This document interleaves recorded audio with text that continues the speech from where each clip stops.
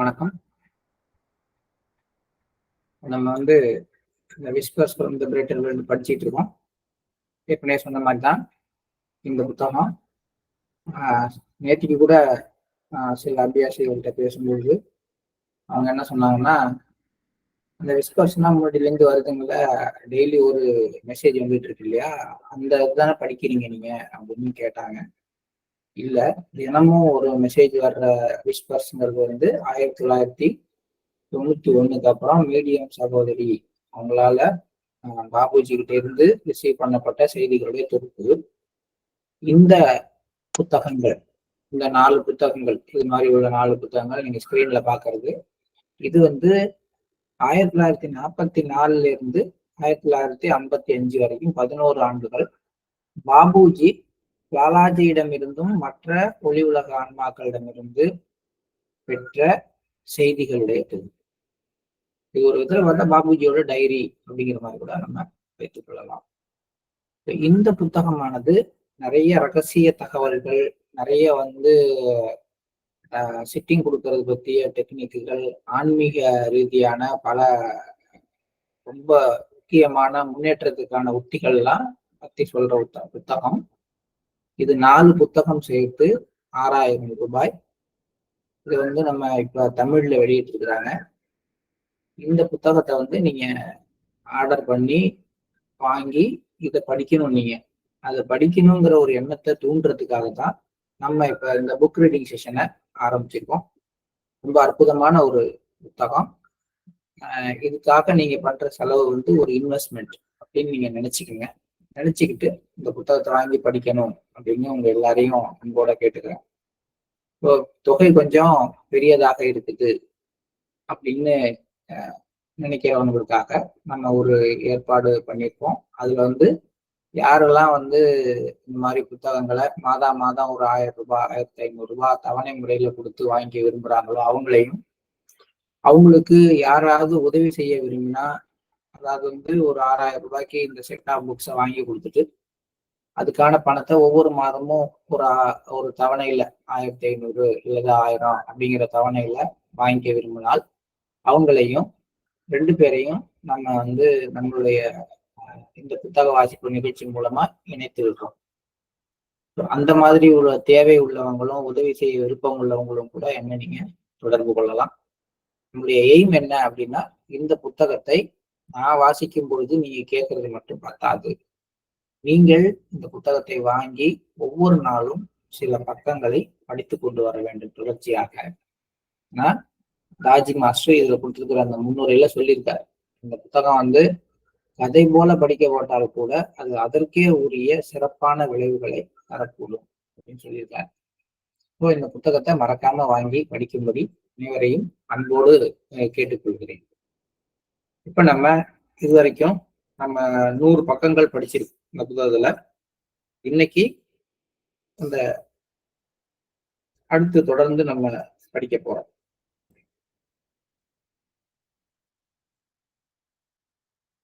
Page 95 படிக்கிறோம். 30 June 1944. மதிப்பிற்குரிய லாலாஜி, என் உறுப்பினர்கள் இசட்டில் உள்ள மக்களுடன் நேரத்தை அதிகம் வீணடித்து விட்டார்கள். அவர்களுக்கு பயிற்சி அளிப்பதற்கு எந்த வாய்ப்பும் எனக்கு தரவில்லை. அவர்களின் எண்ணம் அங்கு சிக்கிக் கொண்டது. எனவே அந்த உறுப்பினர்களை நான் அங்கு அனுப்பினேன். என் தவறுகளில் இருந்து நீங்கள் பாடம் கற்றுக்கொள்ள வேண்டும். இந்த இசட்டுங்கிற ஊர் வந்து அநேகமா இந்த இடம் வந்து கான்பூராக இருக்கலாம். அங்க வந்து ஒரு குரூப் ஆஃப் பீப்புள் இருக்கிறாங்க. அங்க ஒரு முக்கியமான ஒரு ஆன்மீக பயிற்சியாளர் இருந்திருக்கலாம். அவரோட வந்து மக்கள்லாம் அவர் ரொம்ப பெரிய மகான் என்று அவரோட போய் நின்று அங்க இருக்கிற சூழல்ல வந்து சிக்கிக்கிட்டு இருக்கலாம். இது மாதிரி ஏதோ நடந்திருக்கு. இது லாலாஜிக்கு உரிய காலத்திலேயே, பாபுஜி காலத்துல இல்ல, லாலாஜி இருக்கக்கூடிய காலத்திலேயே செஞ்சிருக்காங்க. சரி, எல்லாம் அந்த பக்கம் ஆர்வத்தோடு போறாங்களே அப்படின்னு அவர்களுக்கு பயிற்சி அளிப்பதற்கு எனக்கு எந்த வாய்ப்பும் தராமல் அங்க சிக்கிக்கிட்டதுனால நான் அங்கு அனுப்பினேன் எல்லாரையும். என்கிட்ட வந்த சீடர்களை அந்த ஊர்ல இருக்கக்கூடிய ஒருத்தட்ட அனுப்பினேன். ஆனா அது தவறு. இந்த மாதிரி மக்கள் வந்து எங்க விரும்புறாங்களோ அங்க நீங்க அனுப்பாதீங்க. அவங்களுக்கு வந்து இப்ப அந்த தான்ங்கிற எண்ணத்தினுடைய விளைவு இருக்கிற பட்சத்துல அதே விளைவு உள்ளவர்களால் ஈர்க்கப்பட்டு அங்க போக விரும்புறாங்க. நானும் அவங்க விரும்பினாங்களேன்னு அங்க அனுப்புனேன். அதனால ரொம்ப ஒரு நிலைமை மோசமான அளவுக்கு போயிருக்கு. என் தவறுகளில் இருந்து நீங்கள் பாடம் கற்றுக்கொள்ள வேண்டும் அப்படின்னு சொல்றாரு. இதுவும் வந்து சகஜ மார்க்கத்துல மட்டுமே நடக்கிற ஒரு அற்புதமான விஷயம். என்னன்னு கேட்டா, ஒரு குரு அப்படின்னா அவரு வந்து குற்றமற்றவர். அவர் தவறுகள் செய்யாதவர். அவர் வந்து சீடர்களுடைய தவறுகளை கண்டுபிடித்து திருத்துபவர். அப்படிலாம் நம்ம கேள்விப்பட்டிருக்கோம். ஆனா இங்க ஒரு குரு தான் என்ன தவறு செய்தோம் அப்படிங்கிறத சொல்லி தன்னுடைய சீடன்ட்ட ஏன் தவறுல இருந்து நீங்க பாடம் கத்துக்கணும், இது மாதிரி செய்யக்கூடாது அப்படின்னு சொல்றாரு. எந்த அளவுக்கு அவங்க எந்த அளவுக்கு உண்மையாகவும் ரொம்ப யதார்த்தமாகவும் இருந்திருக்கிறாங்க அப்படிங்கிறதுக்கு இந்த ஒரு மெசேஜ் நமக்கு எடுத்துக்காட்டு. இதை கேட்டதும் மோசமடைந்த நிலை என் காட்சிக்கு தோன்றியது. நான் வேதனை அடைந்தேன். இது பாபுஜி சொல்றார். லாலாஜி சொன்ன உடனே அந்த விஷன் வந்து அவருடைய கண்ணுக்கு வருது. அந்த பகுதியில இருந்த மக்களுடைய நிலைமை, அந்த பகுதியினுடைய அட்மாஸ்பியர் எந்த அளவுக்கு மோசமா இருக்குங்கிறது வந்து அவருக்கு தெரிய வருது. மதிப்பிற்குரிய லாலாஜி, நீங்கள் மிகப்பெரிய அளவில் விஷயங்களை சரி செய்துள்ளீர்கள். மக்கள் உங்கள் முன் வரும்பொழுது நீங்கள் பார்த்து தெரிந்து கொள்வீர்கள். அனைத்து தனி மனிதர்களின் ஜீவித நிலையும் ஒன்றுமில்லா தன்மைக்கு வரும் பொழுது பிரபஞ்சமளாவிய அன்பு இருக்கும். ஒருமைத்தன்மை மட்டுமே வியாபித்திருப்பது போல தோன்றும். இந்த நிலை மேம்படும் பொழுது இந்நிலை மேலும் வளர்ச்சி அடைய ஒருவர் இதில் தன்னை இணைத்துக் கொள்ள வேண்டும். பின்னர் இதை தனக்கு சொந்தமாக்கிக் கொள்ள வேண்டும். இதற்கு முன் ஒருவர் மேம்பாட்டை அடைய முயற்சித்து 10 நபர்களை நேசிக்க ஆரம்பித்திருந்தால் மேலும் 20 பேர் அன்பிற்காக காத்திருக்கிறார்கள். முதலில் சொல்லப்பட்ட உள்நிலை மேலும் மேம்பட வேண்டுமெனில் ஒருவர் தன்னை இணைத்துக் கொண்ட அந்த நிலையில் அன்பு ஒன்றை பற்றி மட்டுமே சிந்திக்க வேண்டும். இது முழுக்க முழுக்க யுனிவர்சல் லவ், அகிலமளாவிய அன்பு அப்படிங்கிற விஷயத்தை பத்தியும் அதற்கான ஒரு உள்நிலை இன்னர் கண்டிஷன் எப்படி இருக்கணும் அப்படிங்கிறத பத்தியும் லாலாஜி கொடுக்குற ஒரு எக்ஸ்பேன்ஷன். இந்த எக்ஸ்பிளனேஷன் வந்து எப்படி இருக்கும்னு கேட்டா ஒரு யுனிவர்சல் கான்சியஸ் நம்மள்ட்ட டெவலப் ஆகுறப்ப ஒரு காஸ்மிக் கான்சியஸ் சொல்லுவோம். அது டெவலப் ஆகும் பொழுது இது நமக்குள்ளார வரும். இதுதான் அவர் சொல்றாரு, பிரபஞ்சமளாவிய அன்பு இருக்கும். இதனுடைய ஒரு துளி வந்து நம்முடைய 2வது புள்ளியில நம்ம விரிவடையும் போது கூட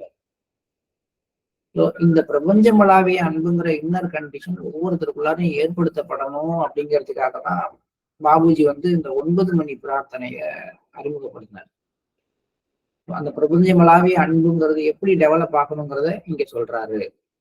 எப்படி இருக்கணுமா, அனைத்து தனி மனிதர்களின் ஜீவித நிலையும் ஒன்றுமில்லா தன்மைக்கு வரும் பொழுது பிரபஞ்சமளாவிய அன்பு இருக்கும். அந்த ஜீவித நிலையில எல்லாத்துலயும் ஒன்றுமில்லா தன்மை ஒவ்வொருத்தர்ட்டையும் வரணும்.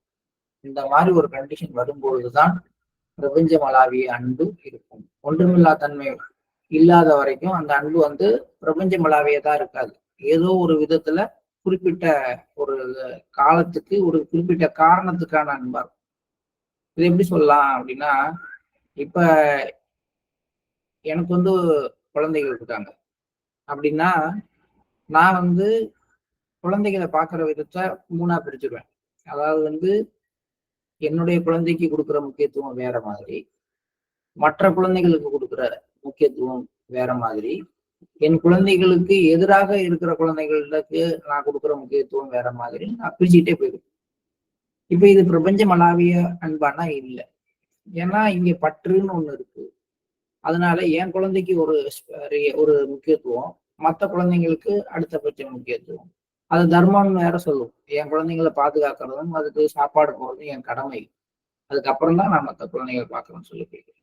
இப்ப இது பிரபஞ்சமளாவிய அன்பானா இல்லை. அப்ப எனக்கு குழந்தை இல்லாம இருந்தாதான் பிரபஞ்சமளாவிய அன்பு வரும்னு சொல்ல முடியாது. ஆனா என் குழந்தை மேல எனக்கு இருக்கிற பற்று முழுவதுமாக நீக்கப்பட்டுருச்சு அப்படின்னா எல்லா குழந்தைங்களையும் சமமா பார்க்க ஆரம்பிக்கும். அப்ப அதே மாதிரிதான் ஒவ்வொரு விஷயத்திலையும் நமக்குள்ளார இருக்கிற பற்று முழுமையாக நீக்கி நமக்குள்ளார ஒன்றுமில்லா தன்மை வந்த பிறகு இந்த பிரபஞ்சமளாவிய எல்லா இடங்கள்லயும் இருக்கிற எல்லா விஷயங்களையும் நம்ம ஒரே கண்ணோட்டத்தோட பார்க்க ஆரம்பிப்போம். அதுதான் பிரபஞ்சம் அளாவிய அன்பு, காஸ்மிக் லவ், யூனிவர்சல் லவ். அது வர ஆரம்பிக்குது. அப்ப என்னன்னா, மாஸ்டருங்கிற ஒரு எண்ணம் மட்டும்தான் எல்லா இடத்துலயும் நிறைந்திருக்கு. எல்லாம் எதை பார்த்தாலும் மாஸ்டர் மாதிரி மட்டும்தான் தெரியும். இந்த நிலை மேம்படும் போது, இந்த நிலை மேலும் வளர்ச்சி அடைய ஒருவர் இதில் தன்னை சரி இந்த மாதிரி ஒரு கண்டிஷன் ஒருத்தருக்குள்ளார ஒரு யூனிவர்சல் லவ்ங்கிற கண்டிஷன் லைட்டா டெவலப் ஆகுது அப்படின்னா, அப்ப நான் என்ன செய்யணும்?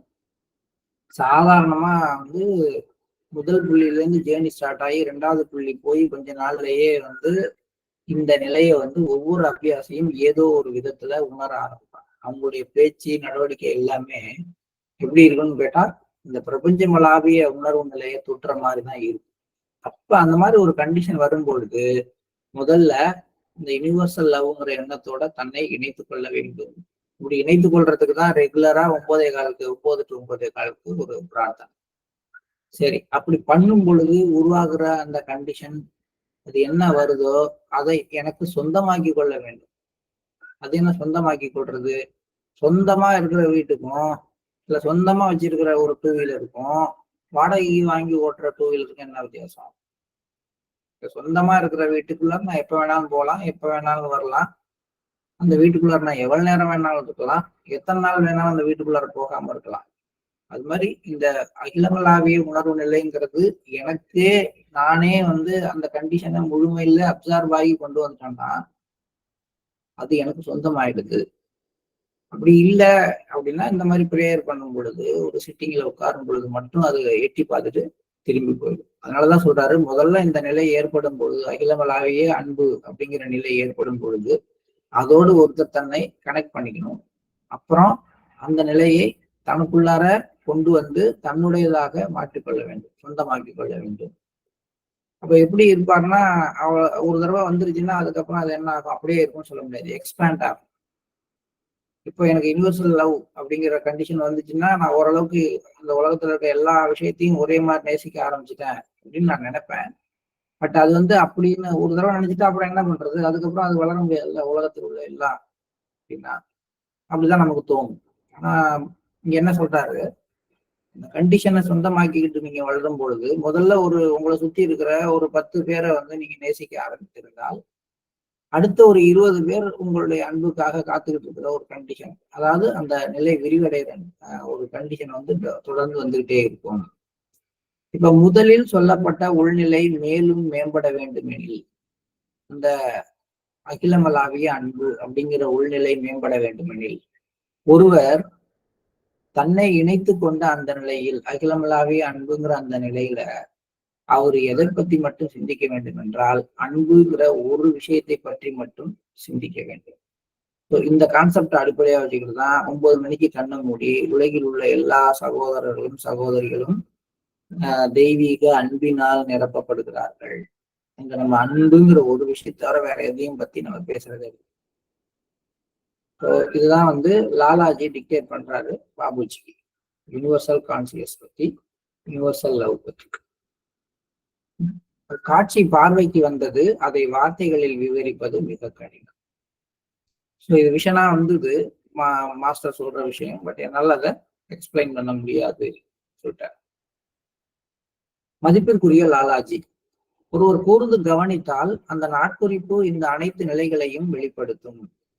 நம் அமைப்பில் மொத்த வாழ்க்கையையும் ஒரே ஒரு விஷயத்தை முழு நிறைவடைய செய்வதற்காக அர்ப்பணம் செய்யப்படவில்லை.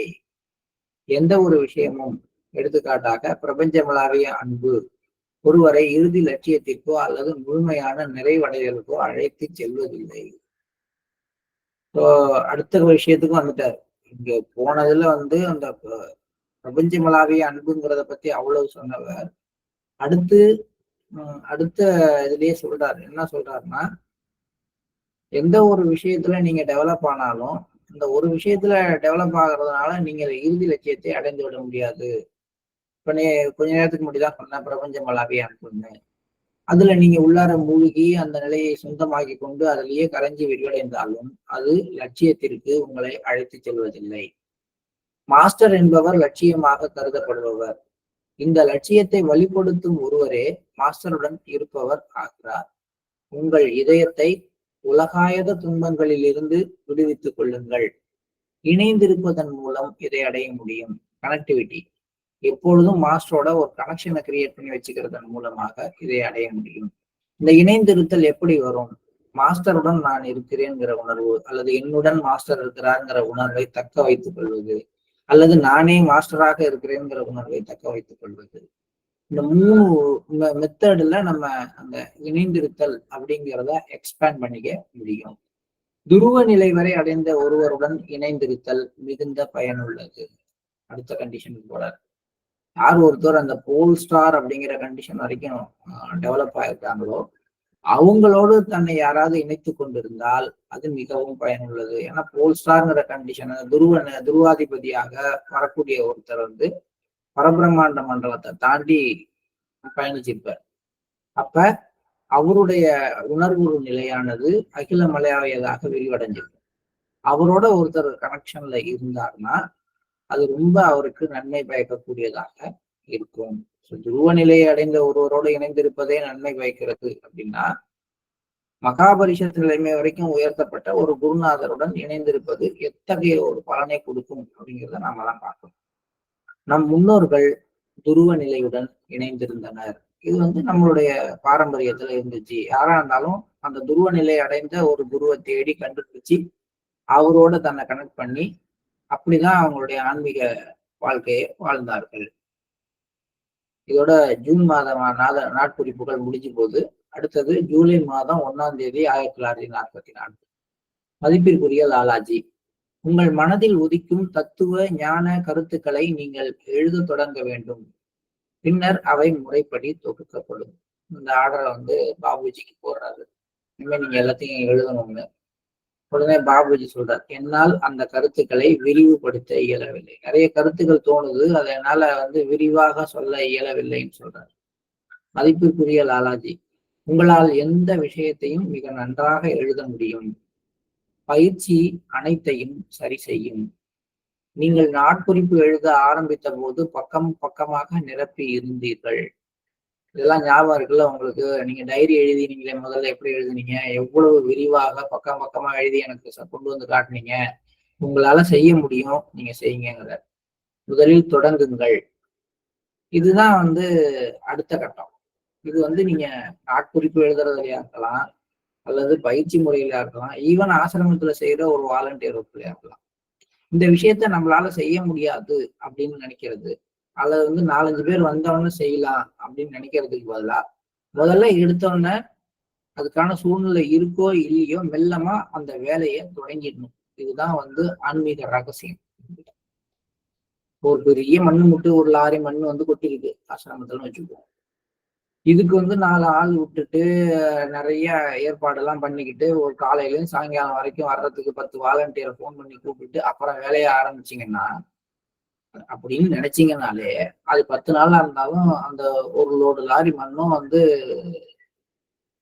பரப்பப்படுறது, கீழே விசிறி விடப்படுறது நடக்காது. ஆனா அதுக்கு பதிலா நீங்க பாட்டுக்கு போய் ஒரு தட்டை எடுத்துட்டு ஒரு மண்வெட்டியை எடுத்துட்டு போய் வெட்டி உங்களால முடிஞ்ச ஒரு 10 தட்டு மண்ணை கொண்டு போய் கொட்ட ஆரம்பிங்க. உங்களை பார்த்துட்டு ஒரு பிரதர் வருவார், உங்களை பார்த்துட்டு ஒரு சிஸ்டர் வருவாங்க, அவங்க 2 பேரையும் பார்த்துட்டு இன்னும் 2 பேர் வருவாங்க, அவங்க கொஞ்ச நேரம் வேலை செஞ்சுட்டு போறதுக்குள்ளார இன்னும் 4 பேர் வருவாங்க. நீங்க பார்க்கும் பொழுது நீங்க எதிர்பார்த்ததை விட வேகமாகவும் அழகாகவும் அந்த வேலை சிறப்பாகவும் நடந்து முடிஞ்சுது. இங்க என்ன வேணும் அப்படின்னா we have to start. அதேதான் தியானம் செய்ய இஷ்டம் இருக்கோ இஷ்டம் இல்லையோ, அலுப்பா இருக்கோ உடம்பு வலிக்குதோ எதுவாக இருந்தாலும் சரி, அதை அப்படியே ஒதுக்கி வச்சுட்டு ஒரு இடத்துல கண்ணை மூடி உட்காந்து தியானத்தை ஆரம்பிச்சுங்க. ஒரு நாள் ஒரு 2-3 மினிட்ஸ் தான். அதுக்கப்புறம் உள்ளார இழுத்துக்கும். அப்புறம் பாத்தீங்கன்னா அடடா நல்ல வேலை உட்காந்துட்டோமே அப்படின்னு தோணும். அதுவும் இன்னும் எக்ஸாம்பிள் சொல்லணும்னா, இப்ப காலம்பரம் நீங்க எந்திரிக்கிறீங்கல்ல, இன்னொரு 10 நிமிஷம் தூங்கினா பரவாயில்ல, இன்னைக்கு ஒரு நாள் மட்டும் தூங்கினா என்ன, அவர் தான் வீடியோ ரெக்கார்டிங் போடுவாரே பாத்துக்கலாமேலாம் என்ன வரும். ஆனா அதையும் தாண்டி டக்குன்னு எந்திரிச்சிட்டு மூஞ்சி கழுவிட்டு வந்து உட்கார்ந்து ஒரு 5 நிமிஷம் பீப் பாயிண்ட் கிளீனிங் பண்ணிட்டு ரெடி ஆயிட்டீங்கன்னா அதுக்கப்புறம் நல்ல வேலைடா எந்திரிச்சிட்டோம், இல்லைன்னா இன்னைக்கு செஷனை வந்து நம்ம அட்டன் பண்ணிருக்க முடியாதுன்ற ஒரு ஃபீல். இது எல்லாத்தையும் தான் அங்க பாபுஜிக்கு சொல்ற ஐடியாவும் இதுதான் சொல்றாரு. அவரால் நாட்குறிப்பு எழுத முடியாதுன்னு சொல்றப்ப, இல்ல நீங்க நாட்குறிப்பு எழுதிதான் ஆகணும், இது நான் கட்டளைன்னு எல்லாம் பாபுஜிக்கு சொல்லல. எல்லாம் ஆரம்பிங்க, உங்களால ஏன் முடியாது, நீங்க இவ்வளவு நல்லா எழுதிருக்கீங்க தெரியுமா அப்படின்னு சொல்லி ஆரம்பிக்க சொல்றேன். ஸோ எப்பயும் முதலில் உங்களுக்கு ஒரு உத்தரவிடப்பட்டால் தொடங்குங்கள்.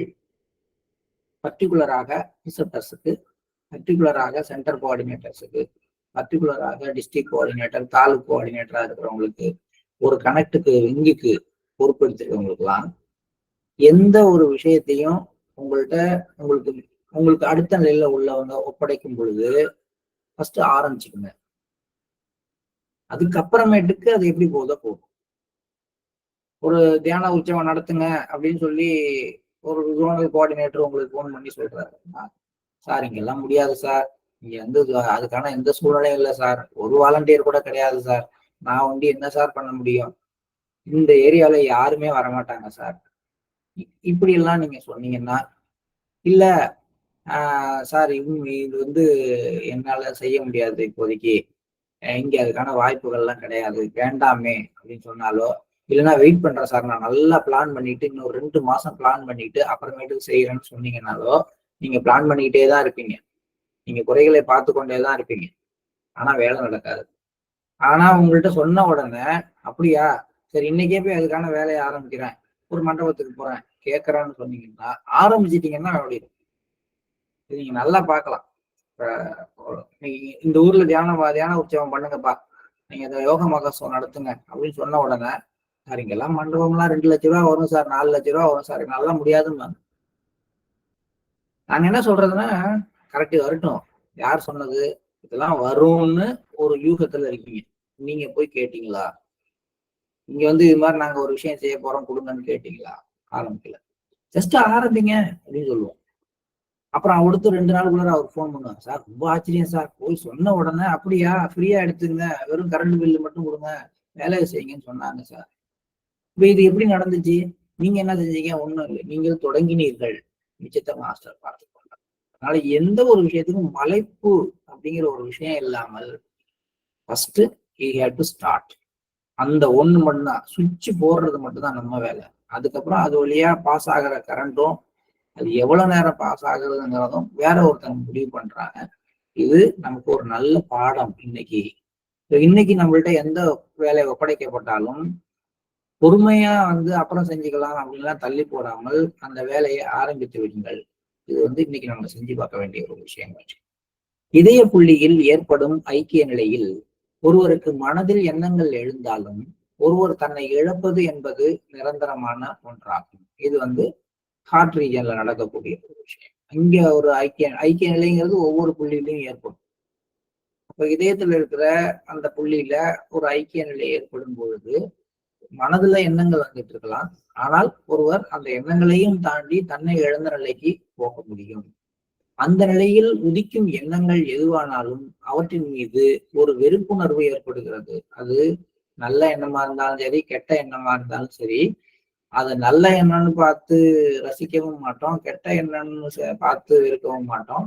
அது எந்த எண்ணமாக இருந்தாலும் அது மேல ஒரு வெறுப்புணர்வு வரும். ஏன்டா இது நம்மளுக்கு இதை போட்டு ஏன் இப்படி நம்ம நினைச்சுக்கிட்டே இருக்கோம் அப்படின்னு அது மேல அது வெயிட்டான மாதிரி ஒரு ஃபீல் வந்துடும். இது ஒரு கண்டிஷன் சொல்றாரு.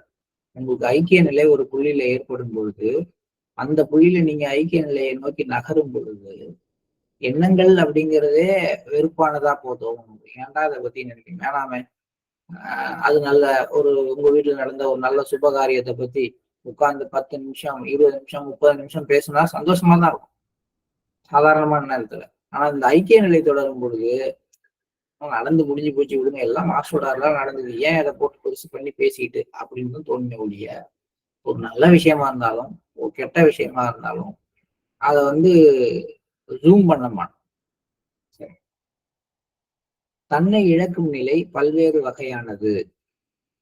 ஐக்கிய நிலை அனைத்து மட்டங்களிலும் இருந்தாலும் ஒவ்வொரு உள்நிலையும் மற்றொன்றிலிருந்து மாறுபட்டதாகவே இருக்கும். தன்னை இழத்தலின் முதல் படி இதய தூய்மை என்று அழைக்கப்படும். அந்த நிலையில் ஆசைகளின் முரண்பாட்டினால் ஒருவர் திடீர் உணர்ச்சிகளுக்கு ஆட்படும் பிரச்சனை தீர்வுக்கு வருகிறது. இந்த நிலையில் பாரமான தன்மை இல்லை. கீழ்நிலை சுயம் தூய்மையாகும் பொழுது பகுத்தறியும் திறன் அதிகரிக்கிறது. பொதுவாக இது இதுல வந்து நிறைய விஷயங்கள் சொல்றாரு. இவ்வளவையும் என்னால இப்பயே எக்ஸ்பிளைன் பண்ண முடியாது. இது ஒண்ணு அதாவது என்னன்னா, தன்னை இழத்தலின் முதல் படி இதய தூய்மை. இது வந்து தனி விஷயம். இதை பத்தி சொல்லணும்னாலும் நிறைய சொல்லலாம். அதே மாதிரி இந்த இதய மண்டலத்துல இந்த புள்ளியில ஒருத்தர் ஐக்கிய நிலைக்கு வரும் பொழுது அவருடைய எமோஷனல் பேலன்ஸ் வந்து எப்படி ஆகுதுன்னு அடுத்து சொல்றாரு. திடீர் உணர்ச்சிகளுக்கு ஆட்படுகின்ற பிரச்சனை தீர்வுக்கு வருகிறது, தீர்வு வருகிறது. மூணாவது, அவர் ஒரு லைட்னஸை ஃபீல் பண்றாரு. அதுக்கு அடுத்தது அவருடைய லோயர் செல்ஃப் கிளீன் ஆகும் பொழுது அவருடைய பகுத்தறியும் திறன் அதிகரிக்கின்றது. அந்த பகுத்தறியும் திறன்கிறது என்ன, எது நல்லது எது கெட்டதுன்னு புரிஞ்சுக்கிறது. லோயர் செல்ஃப்ங்கிறது என்ன, கீழான விஷயங்கள் மேல இருக்கிற ஆசை. இதுக்கும் நான் வந்து பெரிய எடுத்துக்காட்டா சொல்ல போறது இல்லை. ஒரு குழந்தைக்கு சாக்லேட் மேல அதீத ஆர்வம் இருக்குன்னு வச்சுக்கோங்க. அதீத ஆர்வம், அது பார்த்தா அதை தின்னாதான் அடுத்த வேலை அப்படின்னா, அது சாக்லேட் சாப்பிடுறது நல்லதா கெட்டதான்னு அதனால புரிஞ்சிக்கவே முடியாது. அவங்க அம்மாவோ அப்பாவோ இப்ப வேணான்னு சொன்னோம்னா அதுக்கு கோபமும் பிடிவாதமும் தான் வரும். நல்லது கெட்டது அதால புரிந்து கொள்ள முடியாது. மெல்ல அதுகிட்ட அந்த சாக்லேட் சாப்பிடுறது மேல இருக்கிற ஆசையானது எடுக்கப்பட்டு தூய்மை ஆயிடுச்சுன்னு வச்சுங்களேன். அதுக்கப்புறம் அது வந்து சாக்லேட்டை பார்த்தா சாப்பிடலான்னு தோணும். ஏன்பா சாக்லேட் இப்ப சாப்பிடலாமான்னு கேட்கும். இல்ல வேண்டாம், உனக்கு பல்லு சொத்தையா இருக்கு, இதுக்கு மேல சாக்லேட் சாப்பிட்டா ஒரு நாளைக்கு ஒரு சாக்லேட்டுக்கு மேல சாப்பிட்டீங்கன்னா இன்னும் பல் சொத்து அதிகரிக்கணும், முடிய வரைக்கும் அவாய்ட் பண்ணிக்க அப்படின்னு அப்பாவோ அம்மாவோ சொன்னா அது யோசனை பண்ண ஆரம்பிக்கும். எப்பன்னா இந்த சாக்லேட் மேல இருக்கிற அது அதீத ஆசைங்கிறது அதுக்கிட்ட நீக்கப்பட்ட பிறகு. இது சாக்லேட்டுங்கிறது எதுன்னு நீங்க புரிஞ்சுக்கிங்க. எந்த விஷயம்னு எடுத்துக்கிட்டாலும் அது ஒரு சாக்லேட் மாதிரி. அது மேல நமக்கு இருக்கக்கூடிய அந்த ஈர்ப்பு அது குறையும் பொழுதுதான் பகுத்தறியும் திறன் அதிகரிக்கிறது. சாக்லேட்டுங்கிறது குழந்தைக்கு சொன்னோமா, ஒரு மது மேல பிரியம் உள்ள ஒருத்தர்னு வச்சுக்குவோம், ஒரு ட்ரிங்கர். அவர் என்ன பண்றாரு, அந்த கீழ்நிலை சுயமானது அதுக்கான ஒரு பற்றோட இருக்கு, அது மேல ஆசையோட இருக்குது அப்படின்னா, எப்ப குடிக்கலாம், எப்படி குடிக்கலாம், இந்த காசை எடுத்து குடிக்கலாமா, இந்த நேரத்துல குடிக்கலாமா அப்படின்ற எந்த யோசனையும் பண்ண மாட்டார். அவருக்கு வந்து எண்ணமெல்லாம் அதை எடுத்து டேஸ்ட் பண்றது. ஒருவேளை அவர் வந்து இதய பகுதியில அதுக்கான சம்ஸ்காராக்கள் அவர்கிட்ட தூய்மையாக்கும் பொழுது இது நம்ம செய்யலாமா செய்ய வேண்டாமா, முடிஞ்ச வரைக்கும் செய்யாம இருப்போமே அப்படின்னு யோசனை பண்ண ஆரம்பிக்கிறார். இதான பகுத்தறியும் திறன். பார்க்கும் பொழுது இந்த வரி சின்னதாக இருந்தாலும் நம்முடைய அன்றாட வாழ்வுல ஒவ்வொரு விஷயத்திலையும் நம்ம பயன்படுத்துறது தான். அதில் ஆலாஜி சொல்றாரு, உங்களுடைய கீழ்நிலை சுயம் தூய்மையாகும் போது பகுத்தறியும் திறன் அதிகரிக்கிறது. அப்ப என்னுடைய பகுத்தறியும் திறன் அதிகமாகணும்னா நான் என்ன பண்ணும், என்னுடைய கீழ்நிலை சுயத்தை தூய்மையாக வைத்துக் கொள்ள வேண்டும். அதை எப்படி தூய்மையா வச்சுக்கிறது, அன்னன்னைக்கு செய்யக்கூடிய 2 பயிற்சி, தீப்புள்ளி சுத்திகரிப்பும் மாலை நேர சுத்திகரிப்பும் மிகச்சரியான விதத்துல செய்யும் பொழுது என்னுடைய லோயர் செல்ஃப் வந்து கிளீனா இருக்கு. என்னுடைய லோயர் செல்ஃப் கிளீன் ஆகிட்டே இருக்கும் பொழுது, கிளீனாவே இருக்கும் பொழுது நான் ஒவ்வொரு நாளும் எதை செய்யணும் எதை செய்ய வேண்டாங்கிறத கரெக்டா தீர்மானித்து நான் அதை நோக்கி போறேன். இப்ப பகுத்தறியும் திறனுக்கு அடிப்படை நம்ம சிஸ்டத்துல எதுனா தியானம் கிடையாது, சுத்திகரிப்பு பயிற்சி. நம்ம இந்த மாதிரி சுத்திகரிப்பு பண்ணும்பொழுது நம்ம ஒரு லெவல்ல எந்த லெவல்ல இருக்கிறோமோ அந்த லெவல்ல நமக்கு ஒரு ஒரு என்ன கிடைக்குதுன்னா, ஒரு அதுக்கான சரியான வார்த்தை எனக்கு சொல்ல, ஒரு ஸ்திரத்தன்மை கிடைக்குது. அதே வந்து மாஸ்டர் செய்யற சுத்திகரிப்புனால நம்ம இருக்கிற லெவல்ல இருந்து அடுத்த லெவலுக்கு மேல போறதுக்கான உந்து சக்தி கிடைக்கும். ஸோ எல்லாமே ஒரு சுயமானது தூய்மையாகும் பொழுது நடக்கிற விஷயம். நிறைய விஷயங்கள் இருக்கு. இது மாதிரி ஒரு ஒரு ஒரே ஒரு மெசேஜ் எடுத்து நம்ம பேசுறதுக்கே ஒரு நேரம் ஆகுதுன்னா இந்த புத்தகத்தை நம்ம என்னன்னு சொல்றது, பெரிய களஞ்சியம் அப்படின்னு தான் சொல்லணும். சரி, பொதுவாக இதயம் அல்லது கீழ்நிலை சுயம் தேவைக்கு அதிகமாக வெறுக்கப்படுகிறது. இதுதான் நடக்குது. நார்மலா நம்ம என்ன பண்றோம், அந்த கீழ்நிலை சுயத்தினுடைய தன்மைகளை வெறுக்கிறோம். நீங்க பட்டினத்தார் பாடல்களை பாத்தீங்கன்னா அவர் வந்து பெண் ஆசையை எப்படி வெறுத்து பாடுறாரு, எப்படி வந்து ஒரு செல்போனை பத்தி பாருங்க, கீழ்நிலை சுயத்துக்கு செல்போன் ஒரு எடுத்துக்காட்டு. அதனால எவ்வளவு நன்மை இருக்கு, அதெல்லாம் யூஸ் பண்ணிவிட்டு அது தவறாகவும் பயன்படுத்திட்டு இந்த செல்போனுங்கிறது ஒரு பெரிய யமன், அதனால கண்ணு கெட்டு போகுது, அதனால நேரம் கெட்டு போகுது, வேலை கெட்டு போகுதுன்னு எவ்வளவு சொல்லணும். அது போல கீழ்நிலை சுயம் அவசியம், அதை தூய்மையாக வைத்துக் கொண்டா நம்மளோட செயல்பாடு கரெக்டா இருக்கும். ஆனா அதுக்கு பதிலாக பொதுவாக என்ன செய்யப்படுகிறது அப்படின்னா, இதயம் அல்லது கீழ்நிலை சுயமானது அளவுக்கு அதிகமாக வெறுக்கப்படுகிறது. எண்ணங்களின் பிறப்பிடம் இங்க மத்தியில, பூர்வ மத்தியில இதுதான் அப்படின்னு சொல்றாரு. இது திரிகுடி அல்லது 2 இதழ் தாமரை அல்லது ஆங்சா சக்கரம். 3 விஷயமும் இதுதான். திரிகுடின்னு சொன்னாலும் இந்த 2 புருவங்களுக்கு இடையில உள்ள பகுதிதான். ஆங்சா சக்கரம்னு சொன்னாலும் இதுதான். அங்க இருக்கக்கூடிய அந்த லோட்டஸ், அந்த தாமரை, அதனுடைய பெட்டல்ஸ் வந்து 2 இதழ்களுடைய ஒரு தாமரை இங்கே இருக்கும் அப்படின்னு சொல்றாரு. இந்த இடம் தான் எண்ணங்களை வந்து கொட்டுறதுக்கான புள்ளியாக இருக்கிறது. இதற்கு சவேதா புள்ளி, சவேதா பாயிண்ட் அப்படின்னு பேரு. உறுதிப்பட தீர்மானிக்கும் புள்ளி அல்லது சவேடா புள்ளி. எந்த ஒரு விஷயத்திலையும் ஸ்ட்ராங் டெசிஷன் எடுக்கிறதுக்கு இந்த புள்ளி தான் உதவுது சொல்றாரு. அதனாலதான் வந்து அர்ஜுனனுக்கு வந்து சொல்லும் பொழுது கிருஷ்ணன் வந்து முதல்ல சொல்லும் பொழுது அவர் என்ன சொல்றாரு, நெத்தியில பண்ணு அப்படின்னு சொல்றாரு. ஏன்னா உறுதிப்பட தீர்மானிக்கணும் ஒரு போர் வீரர். அவனுக்கு வந்து சந்தேகமோ ஒரு சஞ்சலமோ இருக்கக்கூடாதுங்கிறதுக்காக சவேடா புள்ளி அப்படிங்கிறது வந்து உறுதிப்பட தீர்மானிக்கும் புள்ளி, ஸ்ட்ராங்கா டிசிஷன் எடுக்கிறதுக்கான புள்ளின்னு சொல்றாங்க. அடுத்தது இன்னொரு இன்ஸ்ட்ரக்ஷன் வந்து லாலாஜி கொடுக்குறாரு. எந்த ஒரு செடியும் இரவு நேரத்தில் துணியால் மூடப்படக்கூடாது. என்ன அர்த்தம்னா, நம்ம வீட்டிலேயே எங்கேயுமே வந்து மாலை நேரத்துல செடிகள்லயோ மரத்து மேலேயோ துணிகளை காய போடக்கூடாது. ஏன்னா பாபுஜி வந்து என்ன பண்ணிருக்காரு, அவருடைய சட்டையை வந்து ஒரு சாயங்கால நேரத்துல வீட்டுல இருந்த மல்லிகை கொடி மேல கொண்டு போய் காய போட போறாரு. அப்போ வந்து லாலாஜி இந்த அறிவுரையை சொல்றாரு. அதுதான் என்னன்னு கேட்டா, இரவு நேரத்துல எந்த ஒரு செடி மேலையும் துணியை போட்டு மூடக்கூடாது. மதிப்பிற்குரிய லாலாஜி, உங்கள் சகாக்களுக்கு தொடர்ந்து எழுதுங்கள். அவர்களுக்கு பதில்களுக்காக காத்திருக்க வேண்டாம். பூசாரி வர்க்கத்தின் மீது தெய்வ கோபம் உள்ளது. அவர்கள் மீது அதிக சக்தியை வீணாக்குவது பயனற்றது. இங்க வந்து 2 விஷயம் சொல்றாரு. ஒண்ணு வந்து நீங்க பயிற்சி எப்படி பண்ணணும், அடுத்து ஆன்மீக நிலைகளுக்கு எப்படி முன்னேறணும், அதுக்கான கேரக்டர் எப்படி டெவலப் பண்ணிக்கணும் அப்படிங்கிறத பத்தி உங்களுடைய சகாக்கள், அதாவது என் காலத்துல இருந்து உங்களோட சீடர்களா இருந்தாங்க இல்லையா, உங்களையும் சேர்த்து சீடர்களா இருந்தாங்க இல்லையா எனக்கு, அவங்க எல்லாம் அவருக்கு பாபுஜிக்கு சகா அப்படின்னு சொல்லு.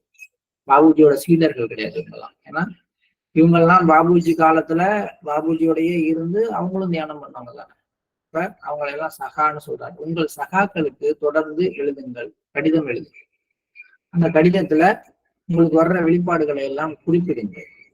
நீங்க தியானம் பண்ற முறையில புதிய விஷயங்களை புகுத்துறதெல்லாம் அவங்கள்ட்ட சொல்லுங்க. அவங்களுடைய கேரக்டர்ல என்ன மாதிரி மாற்றங்கள் வரணுங்கிறதெல்லாம் சொல்லுங்க. ஆனா அந்த நீங்க போடுற லெட்டர் எல்லாம் வாங்கி அவங்க படிச்சுட்டு பதில் எழுதுறாங்களான்னு வெயிட் பண்ணிட்டு அடுத்த லெட்டர் வேண்டாம். நீங்க வந்து ஒரு பர்டிகுலர் டியூரேஷன்ல ஒரு குறிப்பிட்ட நாளைக்கு ஒரு தடவை எல்லாருக்கும் லெட்டர் போடுற ஒரு பழக்கத்தை வச்சுக்கிட்டே வாங்க. இது ஒரு பதில். அடுத்தது வந்து பிரீஸ்ட் கேட்டகரி அப்படின்னா வந்து பூசாரி அப்படிங்கிறவங்க வந்து யாரு, மேக்சிமம் வந்து அந்த பிராமின்ஸ் அவங்க தானே வந்து கோயில்ல வந்து இதுவா இருப்பாங்க, பிரீஸ்டா இருப்பாங்க. ஸோ அந்த வர்க்கத்தின் மீது தெய்வ கோபம் உள்ளது சொல்றேன். அந்த அவங்க மேல அவங்க வந்து தவறா பயன்படுத்துறாங்க, சடங்கு சம்பிரதாயம் மக்களுடைய நம்பிக்கையை வந்து தவறா பயன்படுத்துறதுனால அவங்க மேல தெய்வ கோபம் உள்ளது. அவங்கள சரி பண்றேன் அப்படின்னு சொல்லி அதுல அவங்க எனர்ஜியை வேஸ்ட் பண்ண வேணாம். ஏன்னா தெய்வ கோபம் இருக்கிறதுனால நீங்க எவ்வளவு சக்தியை யூஸ் பண்ணாலும் அதுல விளைவுகள் பெருசா ஏற்படாது. ஸோ நீங்க அது மேல அதிக சக்தியை வீணாக்க வேண்டாம் அப்படிங்கிற விஷயத்த சொல்றாரு. இதோட இன்னைக்கு நம்ம நிறுத்தி கொண்டு காலை நேர தியானத்திற்கு செல்வோம்.